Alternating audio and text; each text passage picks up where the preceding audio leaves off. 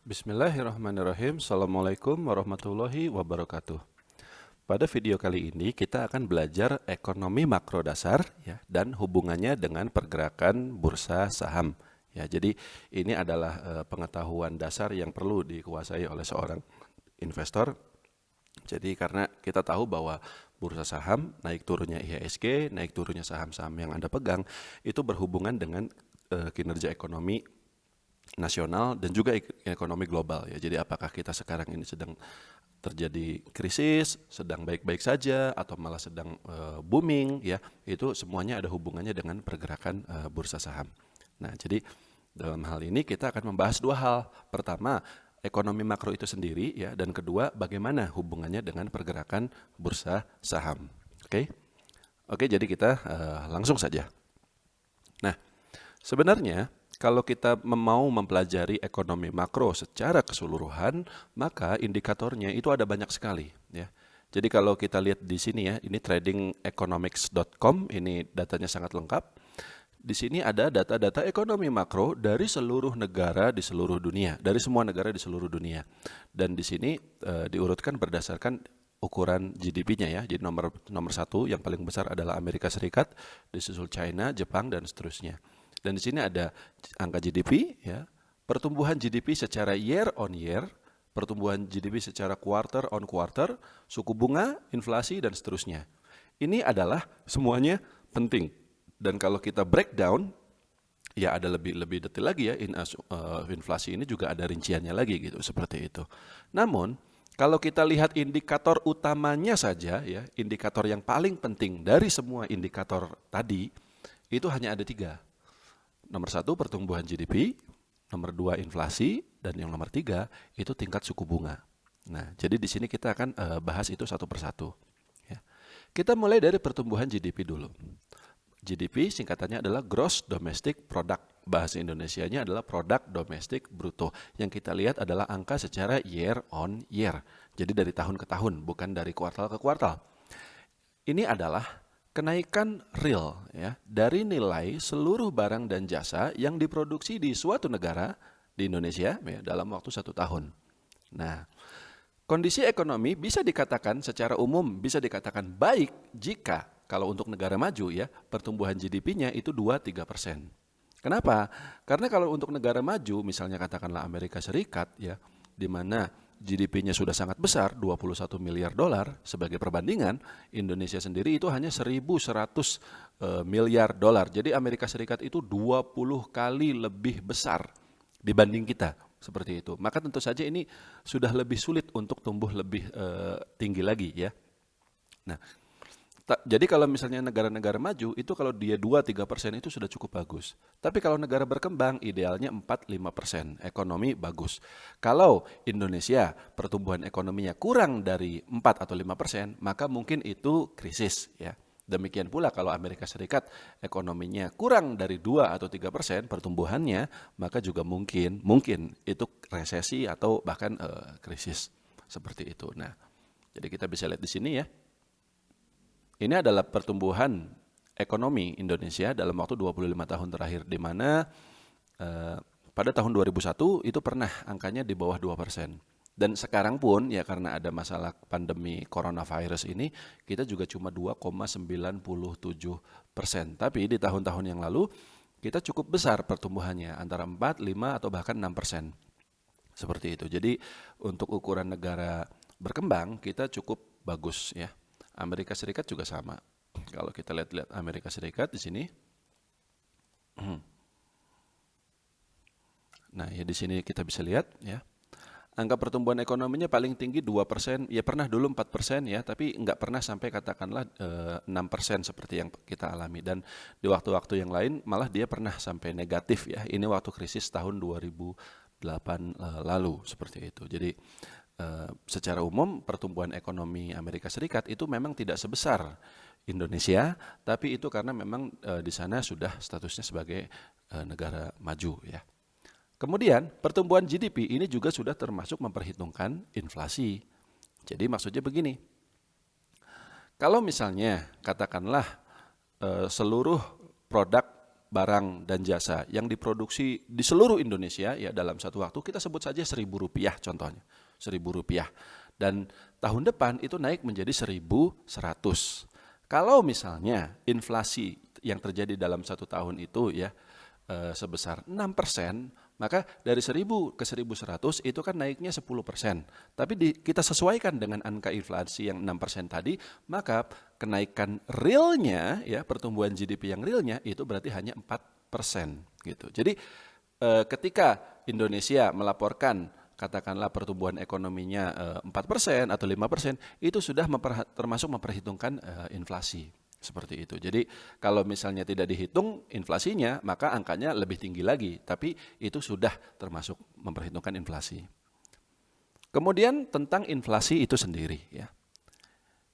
Anda mungkin sudah banyak membaca tentang inflasi ya. Jadi intinya adalah penurunan nilai mata uang rupiah ya. Jadi kalau dulu itu kita uang Rp100 itu bisa buat beli katakanlah tahu atau tempe. Kalau sekarang tahu tempe harganya 1.000, 2.000 ya. Tahunya sama, tempenya sama, tidak jadi lebih banyak, tidak jadi lebih enak, tapi harganya malah lebih tinggi. Berarti yang turun itu adalah nilai rupiahnya itu sendiri ya. Ini adalah berhubungan dengan tingkat efisiensi ekonomi. Maksudnya bagaimana? Jadi begini. Idealnya ketika terjadi transaksi jual beli, ketika terjadi Anda membayar sesuatu, maka Anda menerima barang. Termasuk ketika Anda katakanlah menerima sesuatu, maka Anda juga memberikan barang atau memberikan jasa kepada orang yang membayar itu gitu. Jadi ketika terjadi perpindahan uang, maka terjadi juga perpindahan barang dan jasa. Perpindahan barang dan jasa artinya kenaikan nilai barang dan jasa itu sendiri. Karena barang itu kan diciptakan sehingga yang tadinya tidak ada jadi ada, nilainya naik. Seperti itu. Nah, tapi kadangkala terjadi perpindahan uang tanpa perpindahan barang. Terjadi perpindahan uang tapi tidak ada nilai barang yang diciptakan, tidak ada jasa yang diproduksi. Contohnya apa? Pernah nggak Anda misalnya bikin SIM di kantor polisi, itu kan suka ada calo, ya, suka ada orang yang katakanlah minta bayaran 100.000, 200.000, nanti bantu bikin SIM-nya. Itu di luar biaya pembuatan SIM itu sendiri.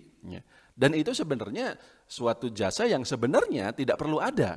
Anda harusnya bisa bikin langsung tanpa ada jasa perantara seperti itu. Dengan kata lain ya, para calo ini mereka menerima uang tapi tidak memberikan jasa, tidak memberikan manfaat terhadap ekonomi. Seperti itu. Dan kalau itu terjadi, maka nilai uang yang beredar bertambah, tapi ekonominya tidak bertumbuh. Dan jika itu terjadi, maka nilai rupiahnya jadi turun. Seperti itu. Itulah yang menyebabkan inflasi. Jadi ketika, mohon maaf ya, jadi misalnya katakanlah ada pejabat yang korupsi seperti itu, jadi dia menerima uang tapi dia tidak memberikan manfaat apa-apa untuk negara, itulah asal mula inflasi seperti itu. Jadi tidak efisien, uang bertambah, uang beredar, tapi tidak ada barang atau jasa yang meningkat. Itulah penyebab inflasi. Meski demikian, ya, idealnya tetap inflasi ini meningkat dari tahun ke tahun, tapi angkanya jangan terlalu tinggi, sekitar 2-3% saja, ya. Karena kalau misalnya 0 atau sampai minus, ya, maka bisa jadi itu berarti terjadi penurunan daya beli. Permintaan itu lebih rendah dibanding supply. Jadi misalnya ada perusahaan-perusahaan bikin barang, misalnya perusahaan properti bikin rumah ya, rumah harganya misalnya berapa? 200 juta, tapi tidak ada yang mau beli karena orang tidak punya cukup uang seperti itu, permintaannya turun seperti itu. Nah, jika itu terjadi ya, maka harga rumahnya bisa jadi harus ikut turun juga. Dan kalau demikian maka terjadi inflasi negatif atau deflasi, dan itu artinya justru bukan ekonominya tumbuh ya, tapi ekonominya turun seperti itu. Nah, jadi idealnya adalah sekitar 2-3%, ya, tidak terlalu tinggi tapi juga jangan sampai minus. Kalau minus biasanya itu berarti kalau untuk negara maju seperti Indonesia ya, itu bisa jadi artinya penurunan daya beli seperti itu. Dan inflasi di Indonesia ya di masa lalu itu memang cukup tinggi, sekitar 6-7%, dan itu artinya tidak efisien ya. Kita bisa lihat di sini di money biasanya. Nah ini dia. Oh bukan. di prices, inflation. Nah ini dia inflation rate. Nah, jadi kita bisa lihat di sini ya bahwa dalam 25 tahun, nah ini pernah inflasi kita sangat buruk sekali mencapai 80% lebih, ini pada tahun 98 ketika terjadi krisis. Anda juga masih ingat mungkin ketika itu harga-harga kenaikannya luar biasa ya. Kemudian setelah itu sempat berada di angka 6%, 8%, tapi sejak tahun 2016 sampai hari ini itu cenderung turun. Inflasi tidak lagi seburuk sebelumnya. Artinya apa? Artinya ekonomi kita sekarang sudah lebih efisien. Ya. Dan kenapa? Mungkin salah satunya karena adanya internet, teknologi, e-commerce, dan seterusnya. Jadi kalau dulu Anda mau jual barang, itu kan harus nyewa toko, nyewa karyawan, dan seterusnya. Sekarang cukup modal Tokopedia saja. Jadi itu lebih efisien. Nah, dan hasilnya inflasi jadi lebih rendah seperti itu. Jadi ini bagus. Ya, ini salah satu indikator yang cukup positif perkembangannya di Indonesia untuk saat ini. Dan terakhir adalah tingkat suku bunga yang kita kenal dengan BI rate, ya, suku bunga Bank Indonesia. Ini adalah suku bunga SBI, ya, suku bunga Bank Indonesia. Ini adalah patokan atau benchmark bagi suku bunga perbankan di Indonesia. Jadi ketika Bank BRI, Bank Mandiri, Bank BCA itu mau menentukan bunga kredit atau bunga deposito, itu mereka ngelihatnya dari dari BI rate ini gitu ya. Dan BI rate ini juga sama bisa dilihat di trading economics ya kalau untuk lebih mudahnya. Nah ini dia interest rate ya. Nah ini dia. Nah, berbeda dengan katakanlah pertumbuhan ekonomi atau inflasi yang sifatnya itu adalah angkanya yang muncul dari aktivitas ekonomi, dari kondisi ekonomi di lapangan gitu ya. Maka BI rate ini ditentukan oleh Bank Indonesia. Jadi angkanya bisa dinaikkan, bisa diturunkan. Dan ini fungsinya adalah untuk menyeimbangkan antara pertumbuhan ekonomi ya, atau pertumbuhan GDP dengan inflasi itu tadi ya. Jadi kan begini, idealnya ekonomi suatu negara Indonesia itu bisa dianggap bagus ya jika GDP growth-nya tinggi, inflasinya rendah. Ya. Maka bukan GDP di sini, mohon maaf. Maka jika skenarionya seperti itu, BI rate bisa dipertahankan pada level yang rendah ya. Jadi tidak berubah gitu ya, tapi masih sedikit di atas inflasi. Nah, sekarang kita lihat BI rate kita. BI rate kita terakhir itu adalah 4,5% ya untuk saat ini. Tapi di masa lalu itu sempat sangat tinggi, 12% dan seterusnya. Jadi BI rate kita ini kalau misalnya ekonomi kitanya lagi bagus itu memang normalnya rendah.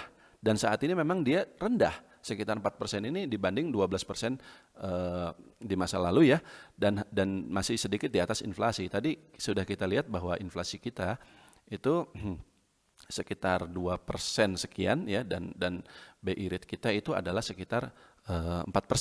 Nah, kenapa BI rate itu harus di atas inflasi? Maksudnya begini Pak. BI rate ya itu selain patokan itu adalah juga untuk suku bunga Bank Indonesia. Jadi begini, kalau misalnya bank taruh dana di Bank Indonesia, bank swasta taruh dana di Bank Indonesia, katakanlah 100 juta rupiah, maka dalam 1 tahun bank tersebut itu akan memperoleh bunga 4,5%. Nah, dan ini kalau misalnya dari sini kita bisa dapat logikanya. Kalau misalnya BI rate lagi tinggi, ya, misalnya lagi 12%, maka bank itu akan lebih suka taruh duit di BI daripada menyalurkannya kepada masyarakat. Kenapa?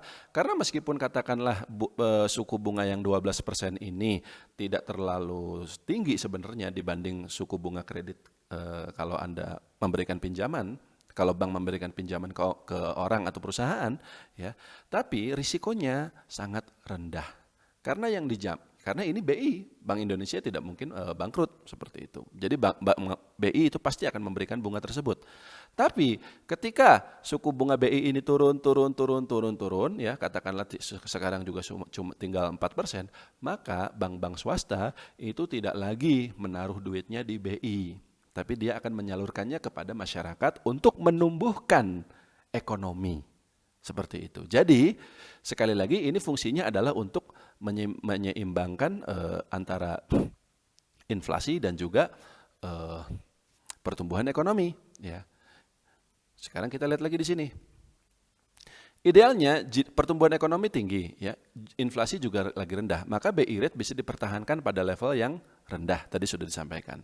Tapi jika terjadi dalam suatu waktu, ya, pertumbuhan GDP itu rendah, ya, inflasi juga, tapi inflasi di sisi lain juga rendah dan stabil, maka BI rate ini juga bisa diturunkan.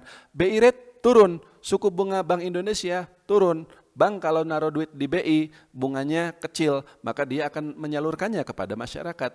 Masyarakat kemudian menggunakan dana pinjaman bank untuk usaha, untuk bikin pabrik, dan seterusnya. Pertumbuhan ekonomi diharapkan akan naik, seperti itu. Jadi ketika BI rate diturunkan, maka GDP growth yang tadinya rendah diharapkan akan naik.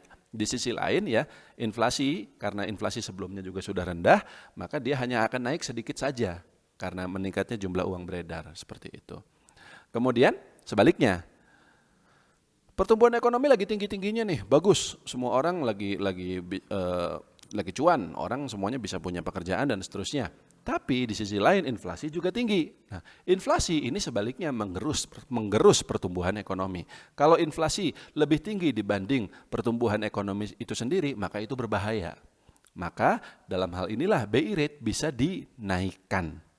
BI rate yang tadinya katakanlah 4%, ya, itu bisa dinaikkan jadi 6%, 8%, sehingga bank akan kembali menaruh dananya di Bank Indonesia ketimbang menyalurkannya kepada masyarakat, sehingga uang beredar akan berkurang dan inflasi diharapkan akan turun, seperti itu. Jadi sekali lagi, ya, dengan BI rate ini dinaikkan atau diturunkan, maka itu akan menyeimbangkan pertumbuhan ekonomi dan juga inflasi, di mana idealnya diharapkan, ya, pertumbuhan ekonomi akan tinggi dan inflasi rendah. Namun ada juga skenario yang paling buruk. Apa itu? GDP growth rendah atau bahkan minus. Kemudian inflasi juga tinggi. Maka itulah kondisi yang kita sebut dengan kondisi krisis, ya. Untuk saat ini di Indonesia belum terjadi seperti itu. Memang pertumbuhan ekonomi kita, nah ini dia di sini. Pertumbuhannya angkanya sekarang hanya 2%, ya, tapi inflasi kita itu masih relatif rendah, belum ada kenaikan gitu. Tapi jika misalnya nanti terjadi itu, maka yang dibutuhkan, maka kebijakannya tidak lagi hanya BI rate sekedar naik atau turun, tapi butuh stimulus dari pemerintah dan seterusnya, ya. Tapi dalam kondisi seperti inilah, ya, coba kita lihat di sini. Inflasi di sini masih rendah, ya, dan pertumbuhan ekonomi juga rendah. Berarti itu adalah skenarionya yang ini, ya, GDP rendah, ekonominya juga rendah. Maka pada saat inilah, ya, BI rate yang 4%, BI rate yang sekarang 4%, ada kemungkinan di masa yang akan datang turun lebih rendah lagi. Mungkin 3,5%, mungkin 3,75%, dan seterusnya. Seperti itu. Nah, lalu apa hubungannya dengan pasar saham dan ISG? Nah, ini akan kita bahas di video berikutnya. Oke, jadi stay tune. Terima kasih. Assalamualaikum warahmatullahi wabarakatuh.